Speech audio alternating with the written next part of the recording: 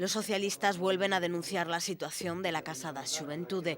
Advierten que hoy nada queda del lugar abierto que fue en su día, un centro social que facilitaba la integración de los jóvenes en la sociedad de un modo natural, y reivindican que se recupere el antiguo sistema de gestión.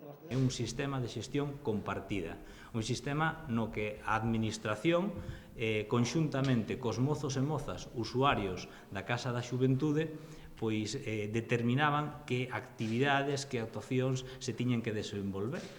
E iso facíano a través dunhos estatutos que estaban pois acordados obviamente entre a administración e os propios rapaces e a dirección do centro, non? Porque o señor Feijóo é o único que sabe facer política para amigotes.